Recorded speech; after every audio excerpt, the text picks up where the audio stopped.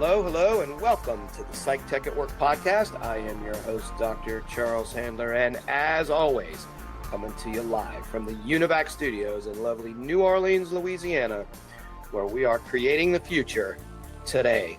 My guest today, fellow New Orleanian, I think that might be a first, Erica Salm Rench. Erica is the Chief Marketing Officer at Sidecar AI, a New Orleans-based AI company, which is awesome.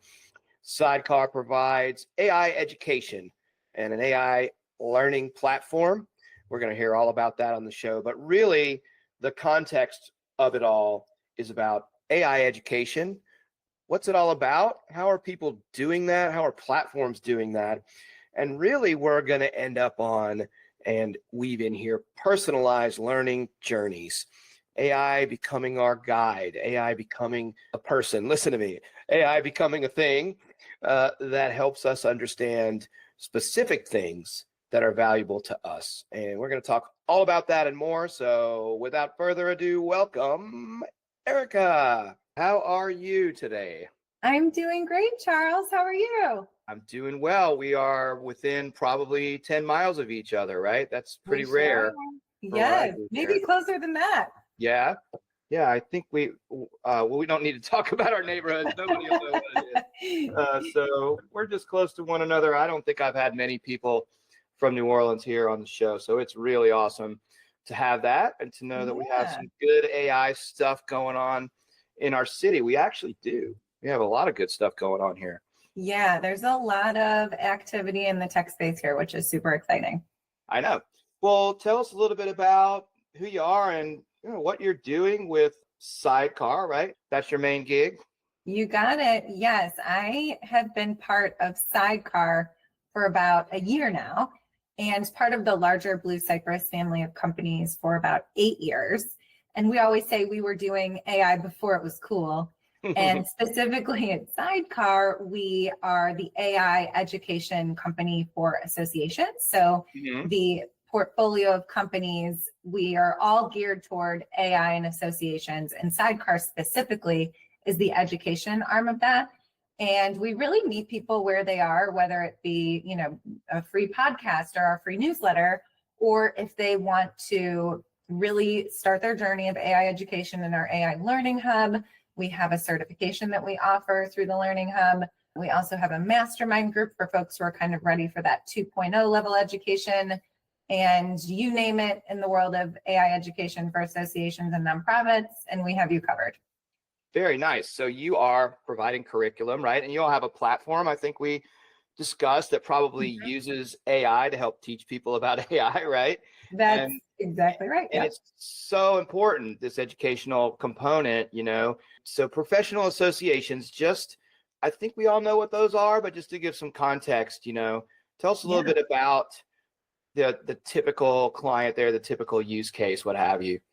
Absolutely. So professional trade associations represent every industry in the world. And so they're communities of folks in similar professions and with other similar interests. For example, the American Marketing Association or the American Heart Association or the American Bankers Association. Those are just a few examples that most folks will probably have heard of. Right. And so they're supporting their constituents with the opportunity to stay in touch with the latest things going on, probably learn about things going on in their field, right? I think it's pretty straightforward and important formula. So I'm so curious, what's the general baseline knowledge or even interest in AI amongst folks in those organizations? That's a great question. And it is all over the spectrum. And it's also changed a lot. So 8 years ago, when we kind of embarked on offering AI in many different forms for association folks, whether that be AI tools or AI consultancy or AI services, most folks, I'd say, we're almost hesitant to even talk to anyone with AI on their marketing. So we had to kind of scale that back a little bit.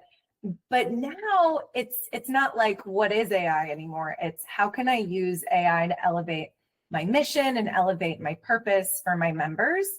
It's still all across the board. I think a lot of association leaders are fully ready to embrace it, to, like I said, elevate their purposes, make operations more efficient, create new revenue streams.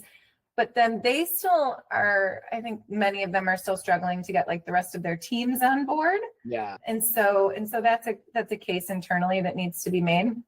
But for anyone who is AI curious, we say a great place to start is by getting educated. That way you just have a baseline to your understanding and know what's possible, what isn't possible, and you just kind of have a clue as to how to continue on your AI path. Yeah, very cool. Yeah, I think it's, you look at it and it's becoming, obviously pretty common, but I don't know that it's always packaged, how you all are doing it. I know, there's a lot of good free stuff available out there for people. I mean, I think something from, I think it was IBM or Microsoft. They had just free online, learning stuff.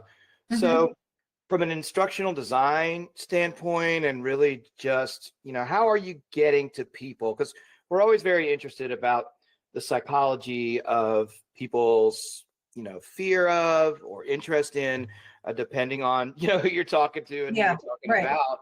From that kind of standpoint, what are you doing? I think it's important for us to all understand. I think that's one of my biggest goals today, is to help myself and the audience understand what are the ways of learning about AI. How are people doing that? And, how are you getting people excited about it?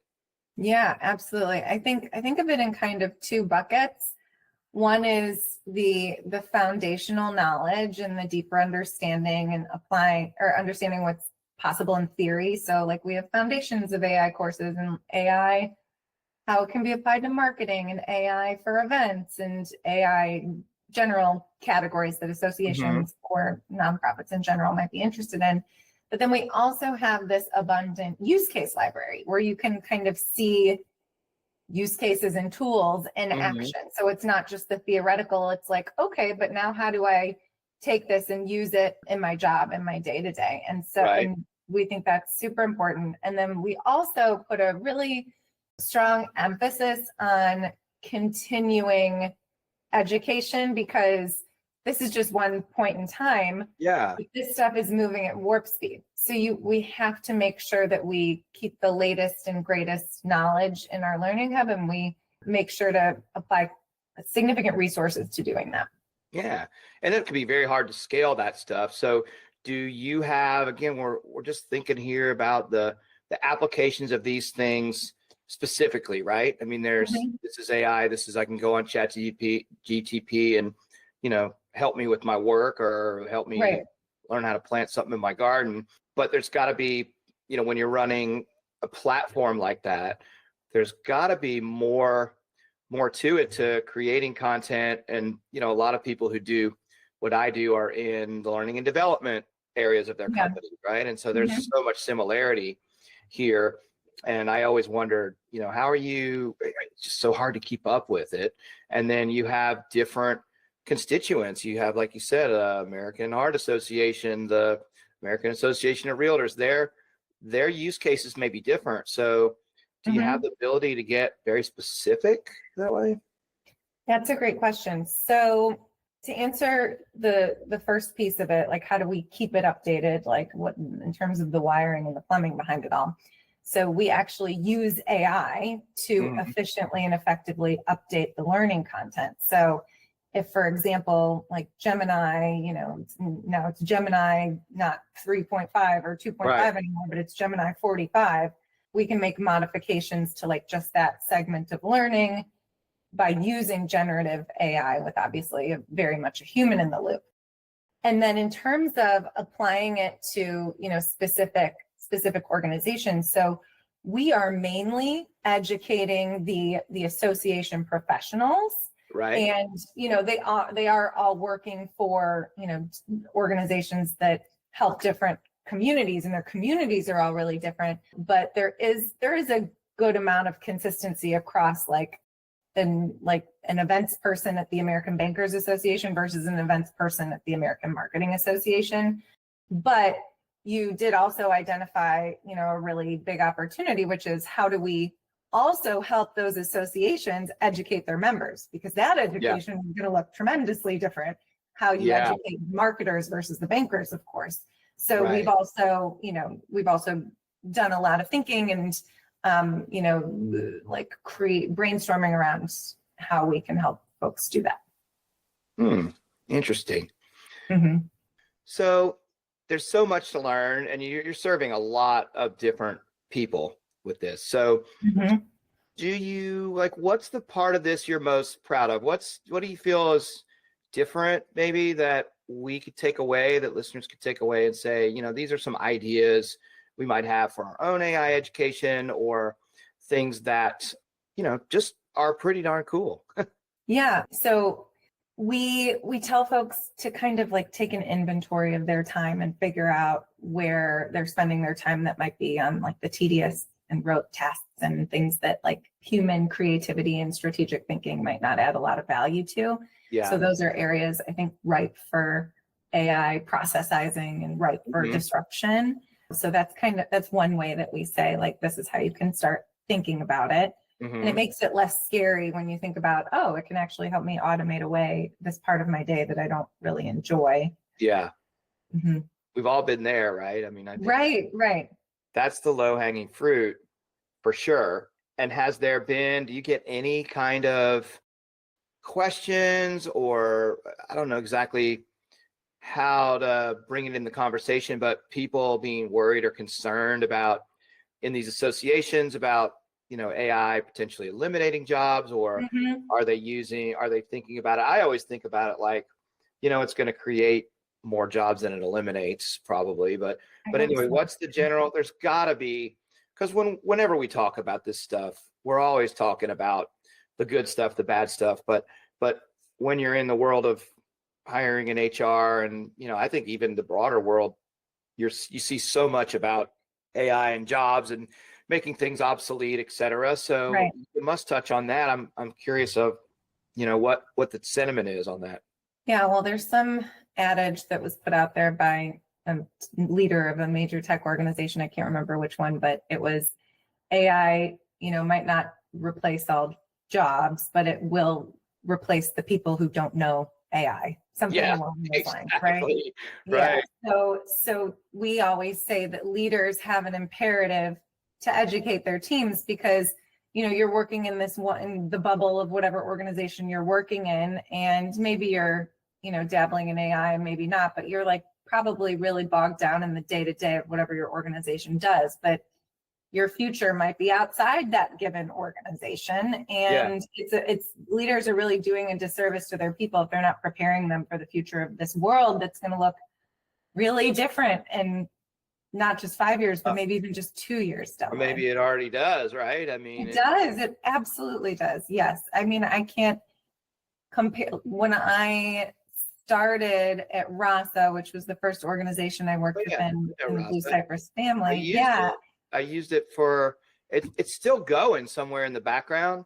Oh, My great. marketing person at that time turned me on to it. This was, I don't know, maybe 2019, I think, something like that. Yeah, we've been around for a while. It's an amazing tool, and it's a very low lift AI automated personalized newsletter tool.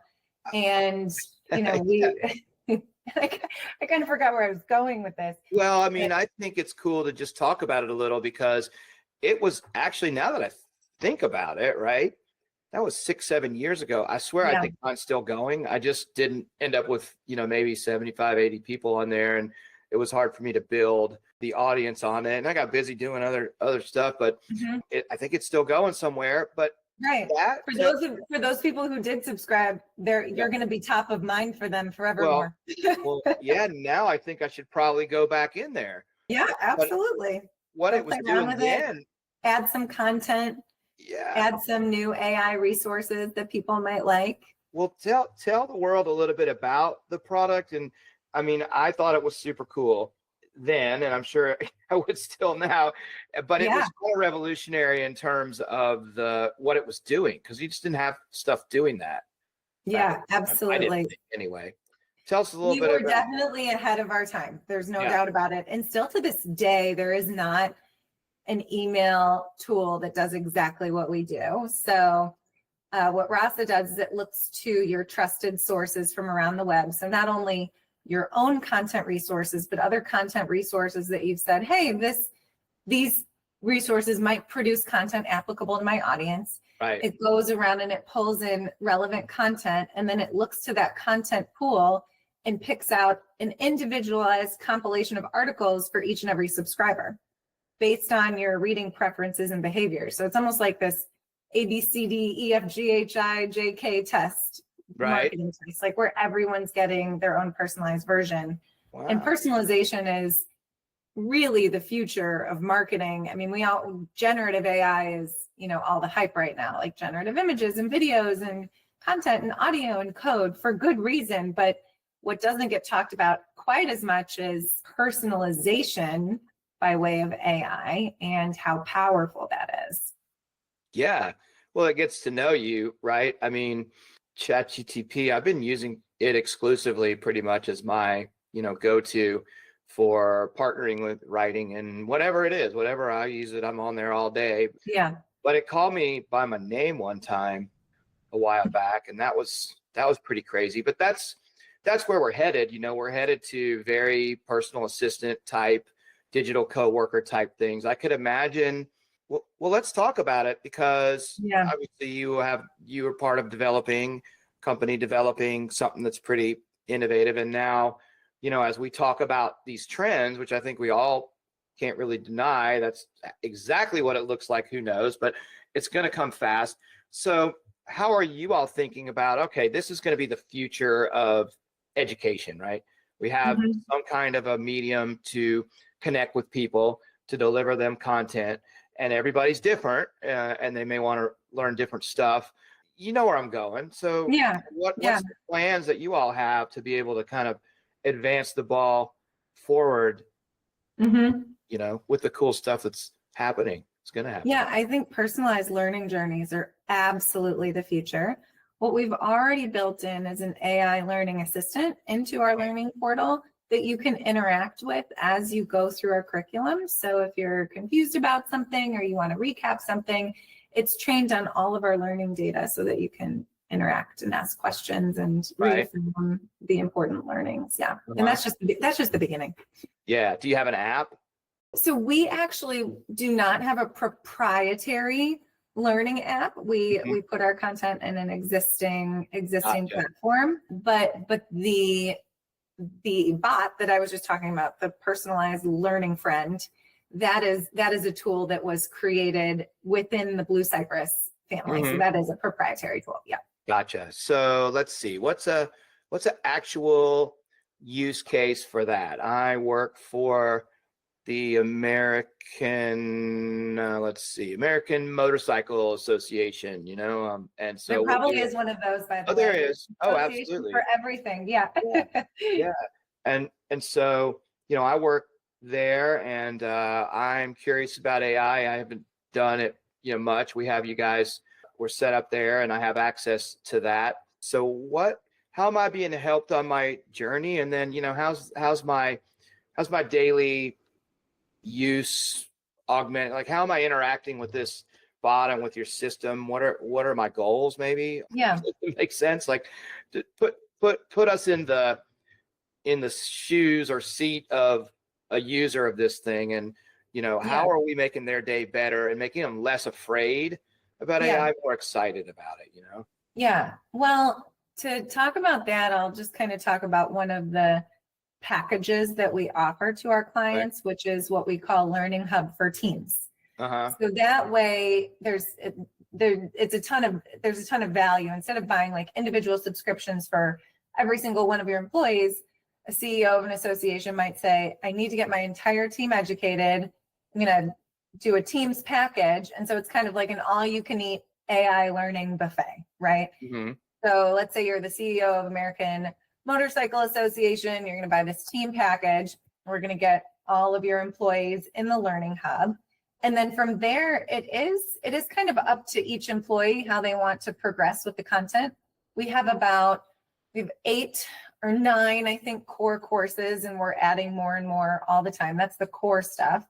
And then we also have hundreds of use case videos. So you can see your learnings in action. And then we also provide office hours. So if people just kind of want to talk about what comes next, or if they have questions, they can talk to a person. They also have that learning assistant, that bot that we had talked about. And so it's kind of like up to them to do it on their own time and how they want to progress. Once they do complete core courses and the exams and submit sort of like a use case demonstration and AI, like a video of how they use AI, then they can also get their AAIP certification, which is Association AI Professional. So so there are a lot of, it's kind of up to them. Where we see the most success is when after that CEO, let's say, purchases AI education for their team, they don't just say like, okay, go get educated. Instead, they'll say like, hey guys, it's almost like if they do a book club and they say, let's all go through this course by this time. Let's go through this course by this time. Then let's talk about it. Then let's talk about how we can apply it. And that kind of encouragement we've seen is very successful. Cool. Helping people learn about AI. Do you do any kind of, like I'm a measurement guy, right? That's the world I live in, is we're measuring things about people, we're measuring outcomes, we're measuring inputs.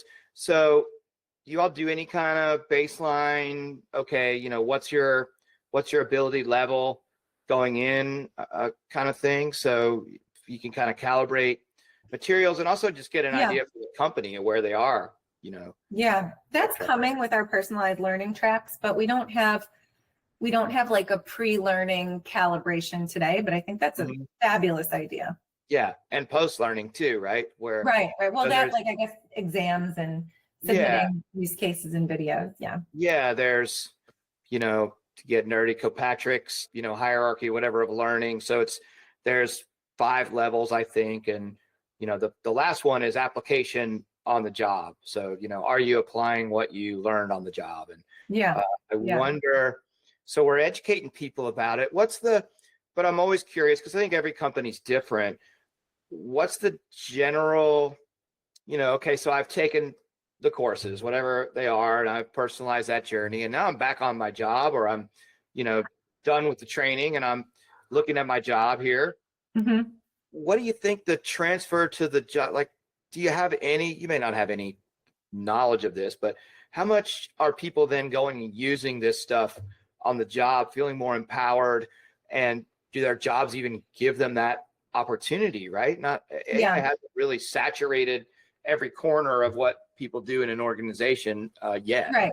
Not yet. Yeah, I think so. What I think most people are doing is using ChatGPT or Gemini or Claude for like one-off use cases to help them write an email, or maybe to generate an image, or like maybe they use it to help them do some spreadsheet analysis. And what I would say to that is, you know, that's a great place to start. Again, I think that's where most people are. But what you're going to see more and more of is how is agentic use cases. So not just like, you know, inputs and outputs, but how can I get AI to actually do work on my behalf and take actions on my behalf? Agents obviously already exist, and there are a lot of these tools that are really coming up, but that's going to be more widespread in the coming months and years for sure. Yeah, the whole agent thing is really interesting to me. I don't think I've ever built any agents yet, but I work with a couple startups, and we're putting agents in different places and all, but it's going to become more, we talk about personalization, right? It's going to become more of, like you said, go do this for me type of thing. And I think it's going to get easier and easier to interact with these tools without even having to learn. Like I do a lot of for fun, and then also, which, geez, what does that say about me? But also, I think it's so fun too. My kids get into it as well. You know, I've been using the Space 44 app to build stuff, and you do not have to know anything about coding. Nope. It helps to learn how to talk to AI, and I think that's actually, you know, building those AI muscles, I would call it. And what's really, you know, I'd like your take on this too, but what's really exciting about it to me is that there's certain human characteristics that we use when we're interacting with these things that they don't have, that allow us to be better together. So creativity, resilience, you know, being able to understand how to I wouldn't say empathy, but being able to adjust how you're asking things to your audience, which would be how am I getting the most out of, this Mhm. tool that I'm working with. So I feel like that part's really important. How do you have any, or what are your thoughts, on what you're doing here, really being symbiotic with people and what they bring to the table and helping them learn to get better at, getting the best results? Yeah, well, something you said about creativity just made me think about how I often wonder, or I think about how my kids, when they grow up, there's going to be no barrier between their ideas and actually executing on those ideas, Yeah, I know, which is just wild to think about. isn't Like it? we were playing with the VO3 not too long ago, me and my all three of them, the 10-year-old, Yeah, the 8-year-old, and the 4-year-old. And I think the prompt was like, we want penguins and bears watching a raccoon do a tap dance while eating popsicles and donuts. And I yeah, mean, not only was the video perfect, but like the sound quality was unbelievable. It was cinematic level. And now yeah, they have no idea what it would have otherwise taken to create something like that. You need to yeah. be working at Pixar to create something like that. Yeah, I know. I gave actually here they have a little organization called NOAI. They had a little Mhm. conference yesterday I spoke at. It's a really cool group. Um it's it's a mix of artists, business people, real technology people, and it's very philosophical and it's very eclectic. So I Yeah, usually talk at it. It was at the Mint down there off Esplanade, but cool. my whole thing was about vibe coding and really how technology has allowed me to overcome things like weaknesses that I've had that have kept me from really being my best creator and my best person in my profession, right? Yeah, For yeah, like instance, things that might have held you back before. yeah, that I've had an entire, I had like a timeline of my career. I won't bore everybody with that, but the first time that happened to me really in grad school, we had to do, and then I was in grad school 30 years ago or something. It's been a long time, but we had to Yeah, use DOS based commands for our stats program, and sure. I was not doing well in stats because I'm not a good programmer, and I was Yeah, really struggling. And I got a little neurodiversity and our divergence. I mean, and it's hard for me to concentrate on a giant screen of letters and symbols and stuff, and I sure. get my it just doesn't work for my brain very well. I wasn't doing well, and then halfway through their Microsoft, they had a GUI, Yeah, graphical user interface for the same program, and I got an A. And yeah, I had a huge barrier, and now I don't. And some of the stuff I'm doing now with base yeah. 44 vibe coding, I built a platform that spent a lot of money and a lot of pain building, What you kind of know, platform? an assessment testing platform. So I Yeah, didn't build it myself, but I like had to find a technology development company and work with them and get ripped off and then find another one and, right. end up with a product that's serviceable, but not built for the future, et cetera. It took a lot. And it ultimately as a business move, it was great, but Yeah, it wasn't as ideal. Well, I mean, I went on base 44 and recreated a better platform than that, and I'm still wow. doing it now, and I'm starting to get some people on it commercially. Does it And help you code the back end or is it just the front end? no, you don't have to do anything. You just type in what you want to do. I actually had a live demo of it yesterday. There's a couple different platforms like that, but this one's called base 44, and Yeah, that might be a cool thing to put into something like that into what you all are doing, because it really allows somebody, like, I've had to be resilient because it took me in a wrong direction. I've had to be creative. I've had yeah. to plan things really well and react to things that I need improved and be able to get the cycles going. So it's pretty cool, but you can get the code out of it from the back end, but it's a full stack. I mean, it gives you a UI, it gives you a Really? database. Yeah, everything. Wow. Yeah, you should try. I mean, there's a couple different ones. There's Lovable, I think, as well. Um, Yeah, I've heard of you, Lovable. yeah, you don't have to know how to do jack. You just type in what you want. I mean, I did a demo yesterday. I was just like talking to the audience. Well, what do you want to make? Let's talk about making an Yeah, app. And we made it made crossword puzzles from today's headlines. So Yeah. boom, here's a GUI with crossword puzzle squares and everything and clues that all fit together with headlines from that very day. Wow. How is it with APIs? 5 minutes. 5 minutes with APIs? Yeah. Yeah, it does APIs too. Wow. You can hook it to Google Drive. You can API to a lot of different things. I haven't done a lot of that yet, but it's just an example. I mean, I don't want to get too down the rabbit hole here, but it's just an example of what you're saying. Like our ideas will come to life instantly in some sense. And that's part of the personalized journey. Yeah.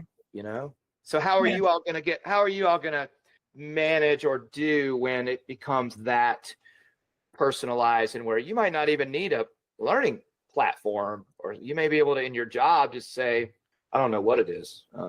Build me the Q3 report or something, I don't know. Yeah.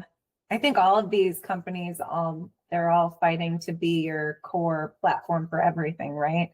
Yeah. So they almost act as like a command center where you can go say, okay, like add this contact to HubSpot, put out a report about our, client attribution, go send this email to Bob, they're all trying to be that. And so it'll be interesting. And I don't think that's too far away. I mean, with the advent of MCP and like all these things are already possible. It's just still a little clunky, but to use another adage, AI is the worst that it's ever going to be, right? Yeah, I know. I use that one a lot. Yes, clunky.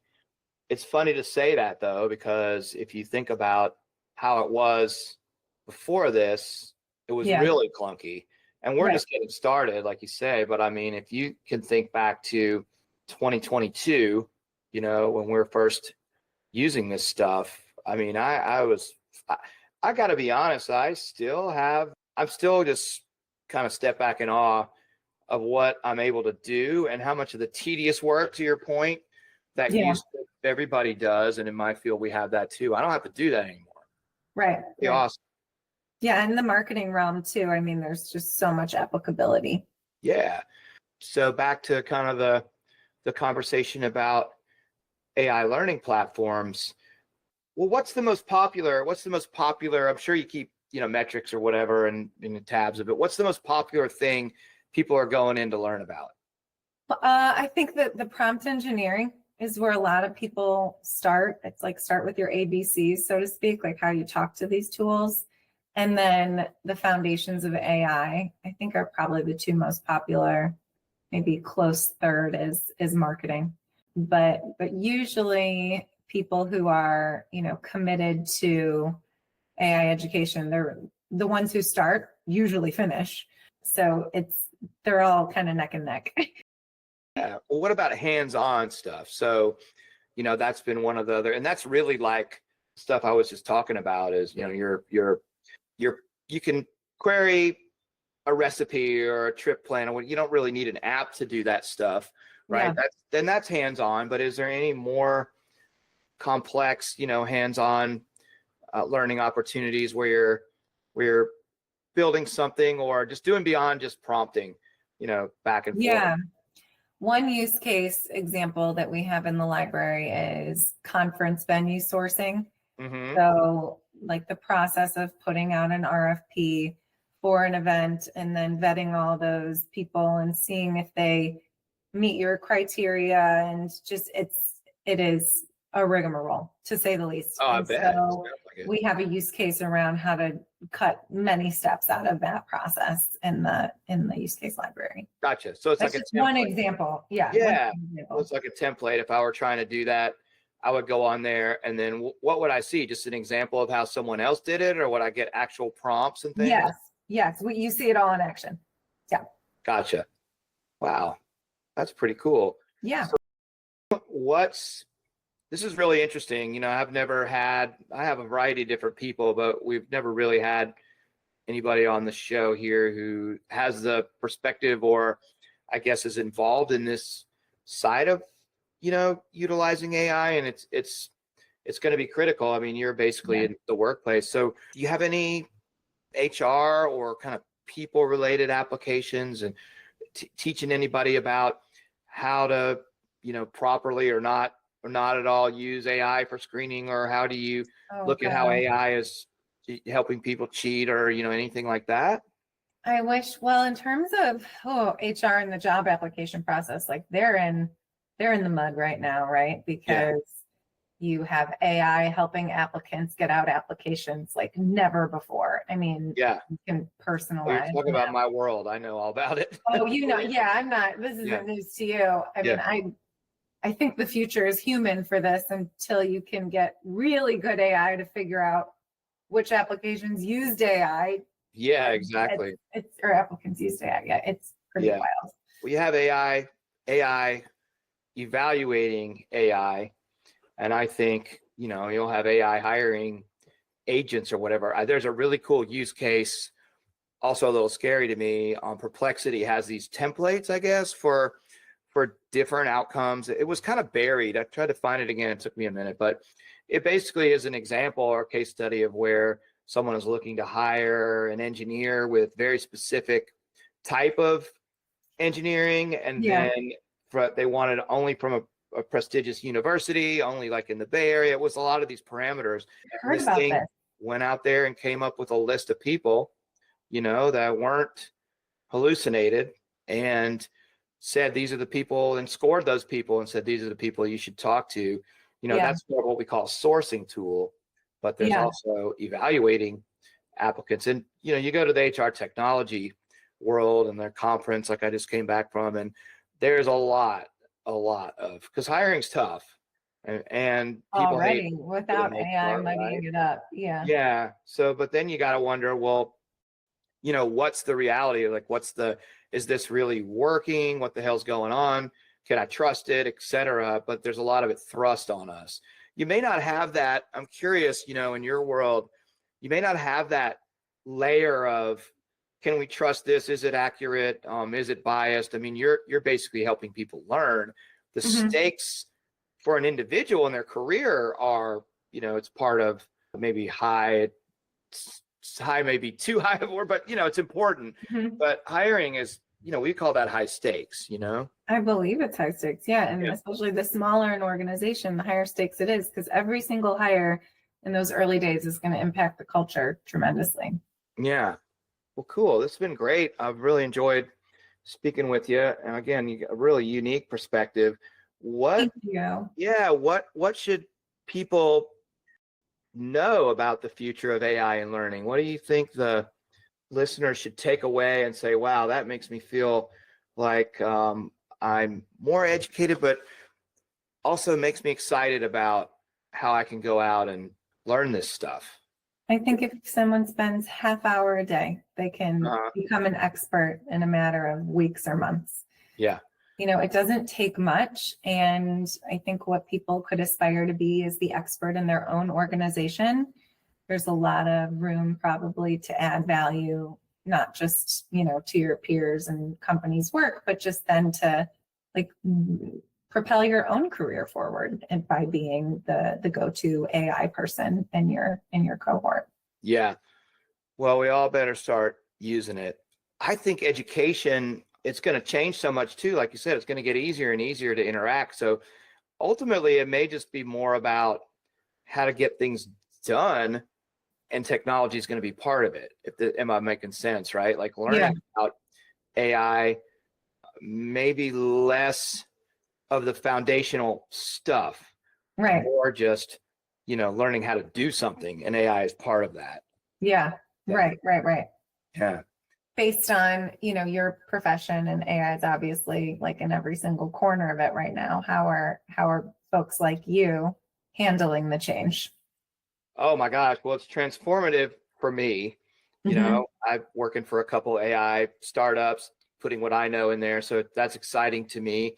I'll Yeah, tell you, our annual conference 2 years ago, I guess, two conferences ago, was the first time, because you submit stuff like a year in advance. So, it was the first time the curriculum really had caught up with, or the sessions or whatever, refereed sessions. And almost all the AI ones were, what do we do? This is crazy. How do we manage this? Do we have fear? How should we? yeah, And And then the next year was all work. I went to a bunch of workshops, like hands-on workshops. It was all about how is this positively changing things? How are we doing this part of our profession using these tools? Complete, Yeah. transformation because of the exposure to it. It's really interesting. I would talk for hours about it, but Yeah. it's also hard for me to pull my thoughts together. Interesting in that a lot of what I do is still extremely traditional. I work for enterprise companies. They're still doing things the way we've always done it in my world. Yeah. So the adoption there is kind of slow, but behind the scenes, people are using tools to make stuff better. And, I think, though, that in the broader world of, say, hiring, everybody's talking about AI. All the tools have it. They're using it different ways. Some of it's scary, some of it not.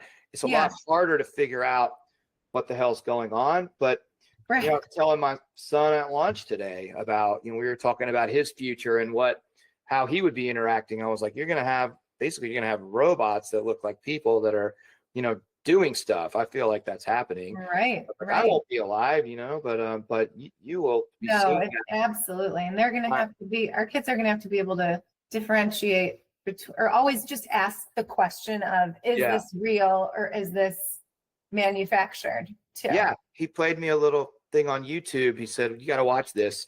And it was, I don't know, some science series. And they were just talking about, and they're talking to kids. They're talking about how you need to understand how much, what do they call it? AI slop, how much of half of what you're seeing is bots, and there's all this garbage, and you've got to be careful, and you're going to have trouble. So really educating kids, because he asked me, what do you think about all that? Do you believe it? And I was like, yeah, I think it was a good dose of reality, but I think there's a really good side to all this too. But point being that kids are getting educated, but it's going to require, and back to full circle, education and understanding about AI. The more you understand what it is and how it works, the more you can, I think, keep on the positive side of it and understand the negative side of it, Right. And be just aware of potential. Good stuff. So how can people find you? How can people find your company that you're doing great things for?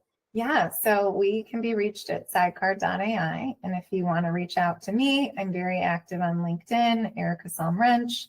And we would love to answer all of your questions related to AI education. So give us a holler.